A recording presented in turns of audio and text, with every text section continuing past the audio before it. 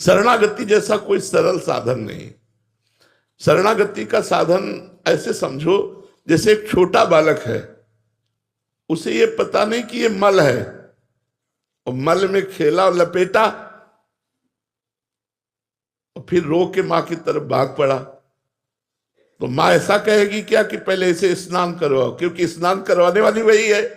तो मां उसे उसी स्थिति में अपने हाथ में ले लेती है और बाथरूम जाती है और उसे पवित्र करती है, उसे श्रृंगारित करती है।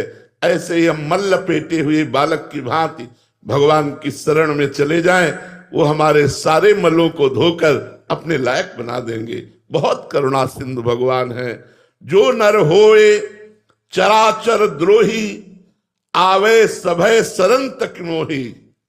चराचर का द्रोह करने वाला पापी भी हो, अपिचेत सुदुराचारो भजते माम अनन्य भाग। साधुर्य समंतव्या सम्यक व्यवसिता हिस्सा। घोर पापी हो और भगवान की शरण में आ जाए तो कहते हैं उसे महात्मा मानो, क्योंकि मैं महात्मा बनाऊंगा। करो सत्य।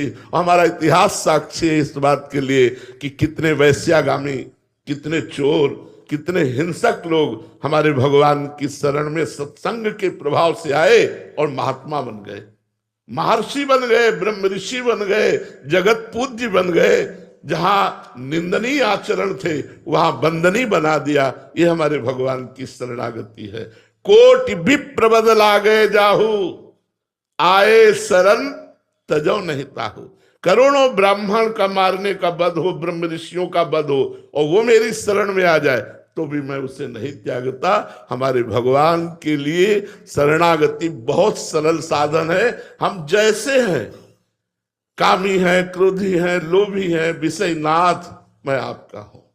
बस अजात पक्षायु मातरम खगा। जैसे घोंसले में पंछी का बच्चा अभी पंख नहीं निकला, वो केवल माँ की बाट जो होता है, ऐसे हम केवल भगवान की कृपा की बाट जो है। नाथ मेरे में कोई साधन नहीं, केवल आपकी कृपा से मेरा उद्धार होगा। हे प्रभु मैं आपकी शरण में हूं। इससे बढ़िया साधन और क्या हो सकता है। शरणागति के लिए कोई नियम थोड़ी है। गंदा बच्चा अपने को साफ ही नहीं कर सकता, माँ का कार्य है साफ करना। तो प्रभु मैं आ गया, हे पतित पावन, मैं पतित होकर आ गया, वो आप पावन कीजिए। बस केवल भगवान की शरण होने की बात है। वो सब ठीक कर लेंगे, पक्का ठीक कर लेंगे। उन्हीं के ठीक किए ही ठीक होता है। अपने कितना ठीक करेंगे, जितना ठीक करेंगे उतना और बिगड़ जाएगा, क्योंकि अहंकार हो जाएगा।